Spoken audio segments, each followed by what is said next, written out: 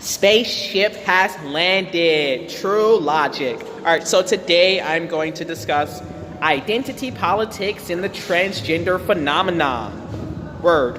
A couple essential questions that I'm attempting to answer today.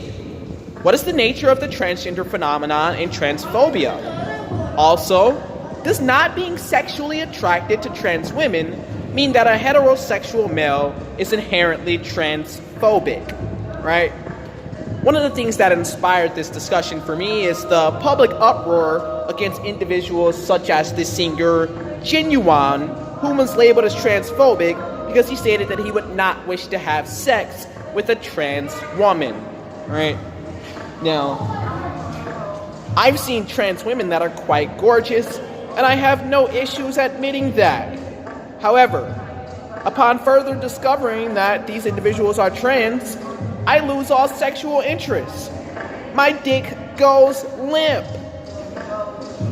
What factors influence the transgender phenomenon?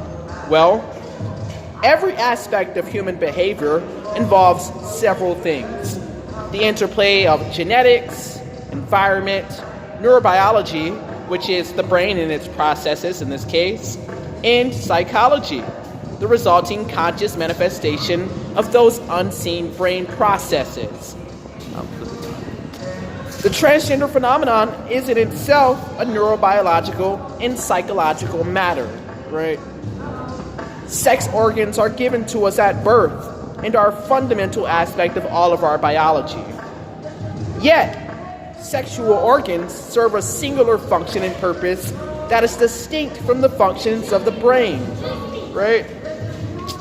The same types of cells that form my sexual organs are not the same as the neurons in my brain, right? This separation matters because it highlights the nature of transgender phenomenon, in addition to providing us with the mechanism for interpreting transphobia, right? Simply because my body is born with certain sexual organs does not necessarily mean that my brain will perceive my body as such, right? Body dysmorphia is a real thing, right? I can be born with the sexual organs of a man. However, the way in which I perceive my body and these organs is determined by my brain, right? If my brain chemistry changes in a certain type of way, so subsequently will the way I perceive myself, the external world, and my relation to it, right? A male who feels like a trans woman shares the exact same sexual organs as I do. However, we have different brain chemistries that lead us to perceive ourselves differently, right?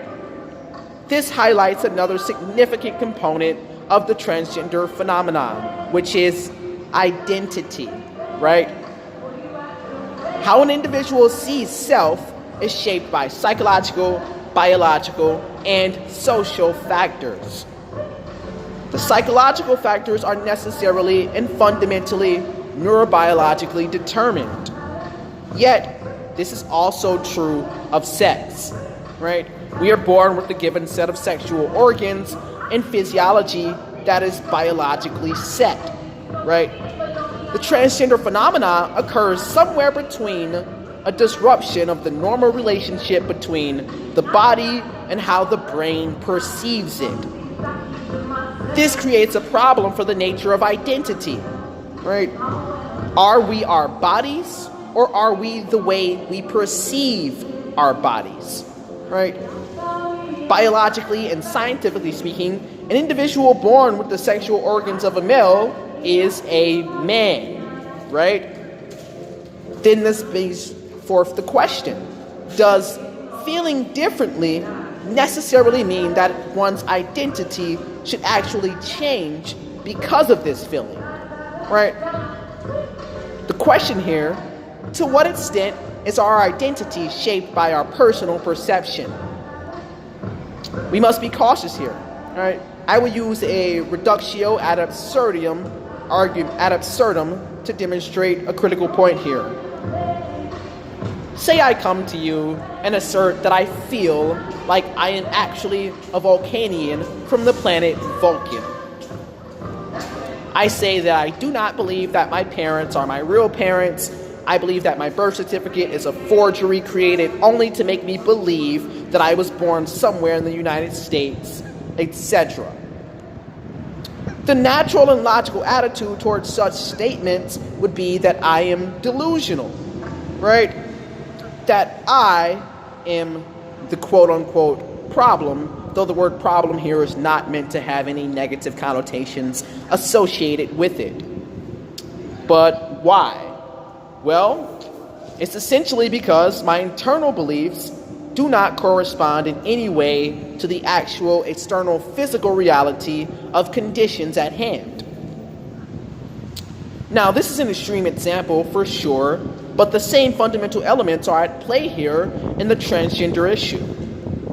One has a feeling about one's body that does not correspond to the true external physical nature of facts, i.e., what your actual sexual organs are.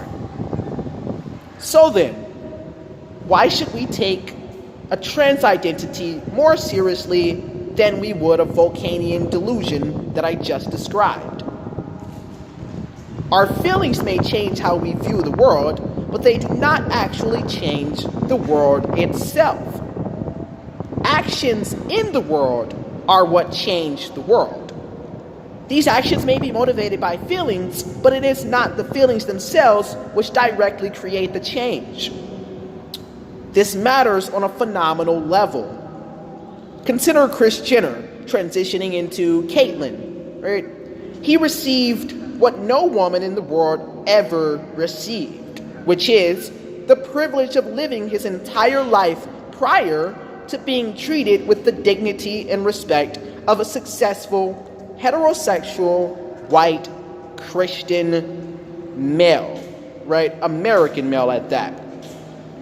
The conversion does not change that privilege and the fact that he had the right to experience that privilege throughout his entire life before transitioning into Caitlyn, right?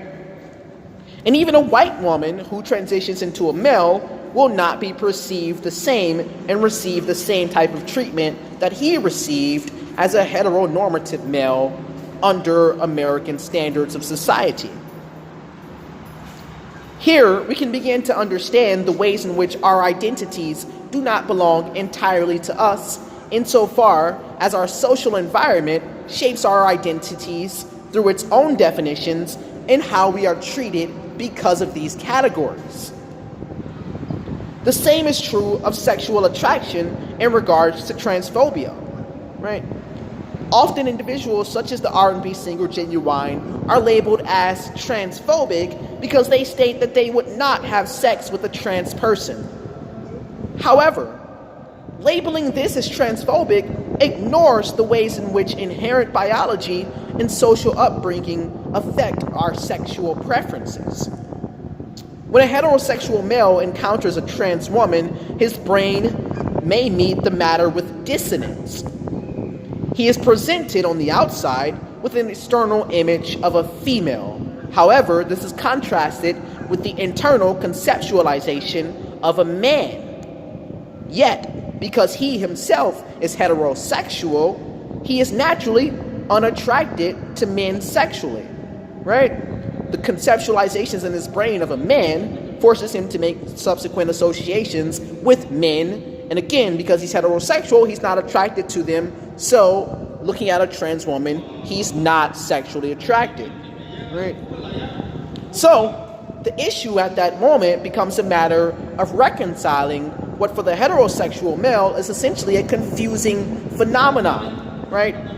If I am fully aware that she was born a he, then my brain cannot help but form the associations I have made with men. Over time, these include sexual associations. So, perhaps it is incorrect to write off a lack of sexual attraction to trans people as inherently transphobic. Rather, it is a natural physiological response to an external stimuli as best the brain can interpret. Does one expect an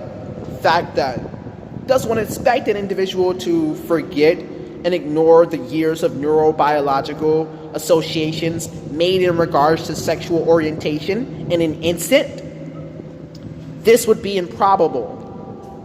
Rather, the transgender phenomenon represents a complex identity issue that is not often thoroughly examined in colloquial and popular talk on the subject.